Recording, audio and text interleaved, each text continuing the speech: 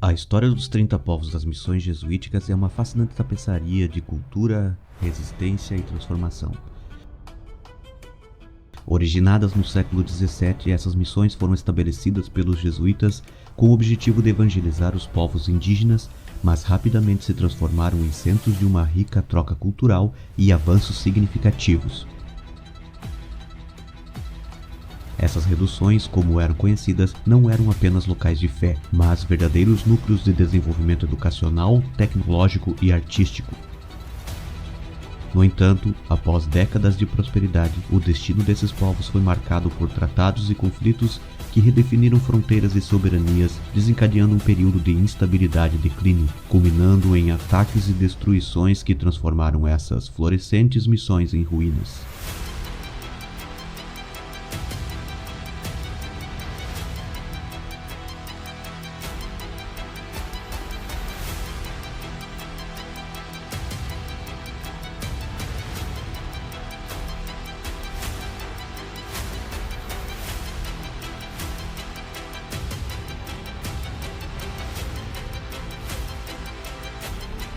A resistência de líderes como Sepete Araju e Andresito Guacorari destaca a luta dos povos Guarani pela preservação de seu território e modo de vida, conferindo aos 30 povos das missões um vasto legado cultural, histórico e artístico que hoje ainda ecoa no sul da América.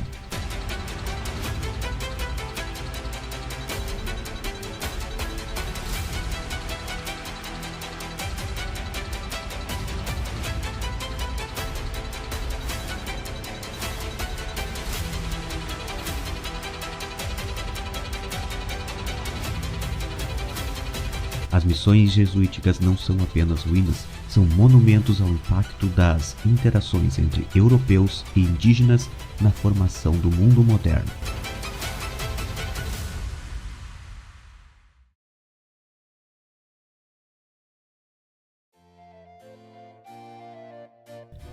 Nossa jornada tem início na Companhia de Jesus, uma ordem religiosa fundada por Inácio de Loyola em 1534.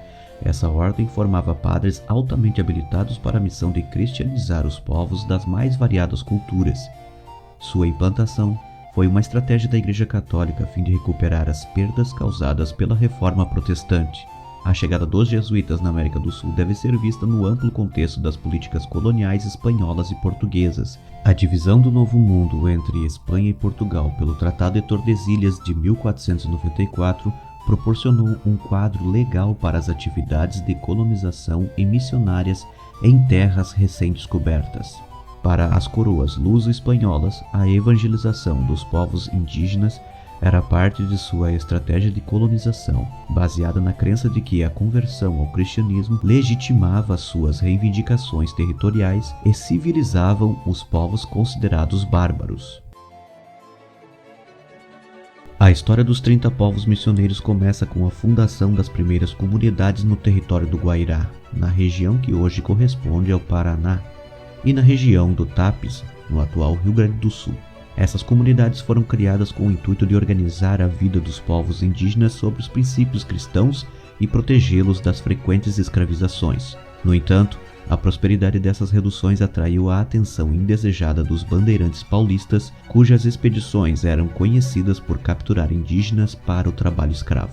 No Guairá, as incursões dos bandeirantes na década de 1620 causaram destruição massiva, levando à primeira grande migração de indígenas.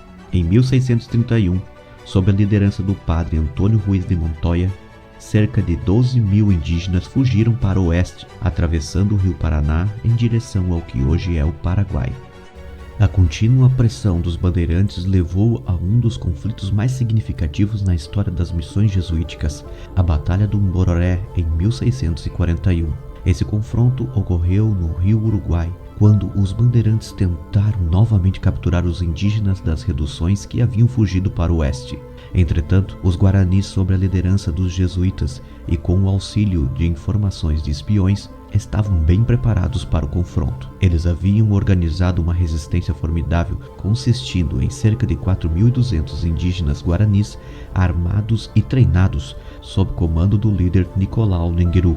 O resultado foi desastroso para os paulistas, que sofreram pesadas perdas, deixando para trás muitos dos seus armamentos. Esse confronto é notável por ser considerado uma das primeiras, se não a primeira batalha naval significativa da América do Sul.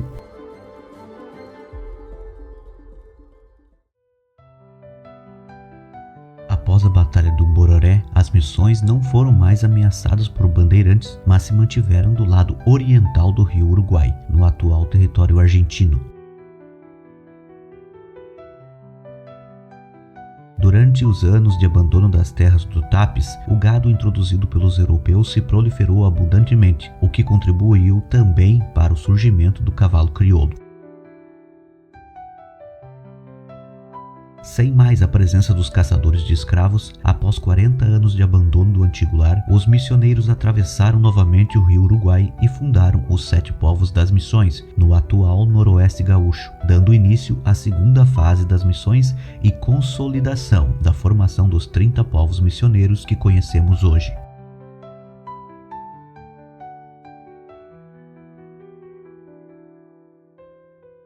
Essas reduções se tornaram notáveis por seu alto grau de organização social, econômica e cultural, com um sistema comunitário que incluía escolas, oficinas, igreja e uma economia baseada na agricultura, comércio e a produção artística religiosa.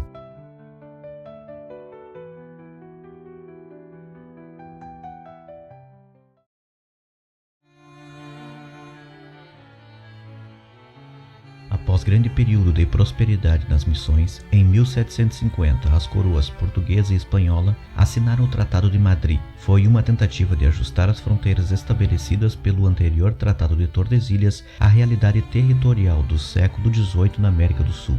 Esse tratado teve um impacto profundo nas missões jesuíticas, pois redefiniu as fronteiras entre as coroas da Espanha e Portugal, transferindo o controle de partes significativas das terras das missões jesuíticas no território do atual Rio Grande do Sul para Portugal. A reação às mudanças impostas pelo tratado desencadeou a Guerra Guaranítica, na qual os povos indígenas, liderados pelos jesuítas, resistiram à transferência de suas terras para o domínio português, culminando em conflitos violentos e a subsequente expulsão dos jesuítas dessas áreas. Posteriormente, o Tratado de Santo Ildefonso, assinado em 1777, anulou o Tratado de Madrid e tentou estabelecer novos termos para as fronteiras, mas os danos às missões já estavam consolidados.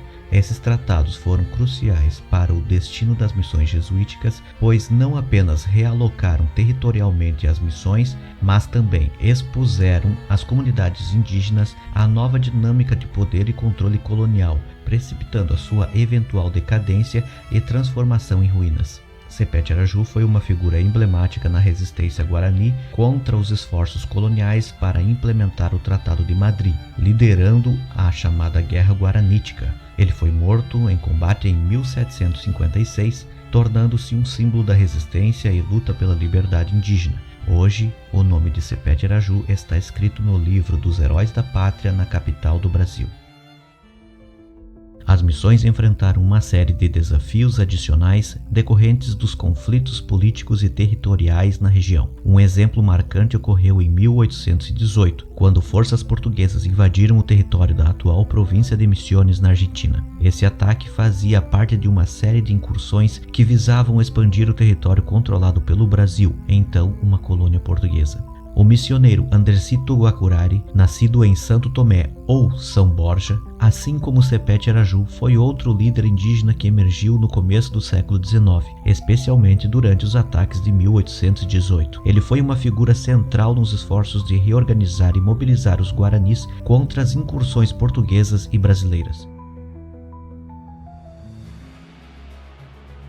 As missões introduziram técnicas agrícolas avançadas, foram pioneiras em métodos de fundição de ferro e nas práticas de melhoramento genético em plantas e animais. Destaque especial na área da ciência com a construção de um observatório astronômico na missão de San Cosme Damián, onde o primeiro cientista astrônomo nascido na América conduziu suas observações.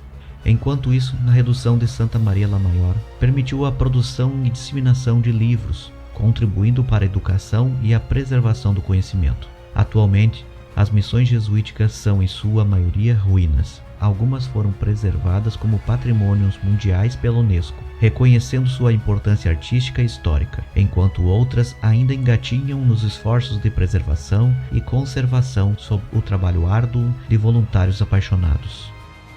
Os 30 povos das missões formam uma tapeçaria cultural que desafia os limites impostos por fronteiras políticas. Essa nação missioneira, erguida na Mesopotâmia sul-americana, ressoa as epopeias das grandes civilizações passadas, cujas ruínas lutam contra o tempo para contar suas histórias. Na presença deste passado, somos lembrados de nossa própria transitoriedade e da inevitável marca que deixaremos para as futuras gerações.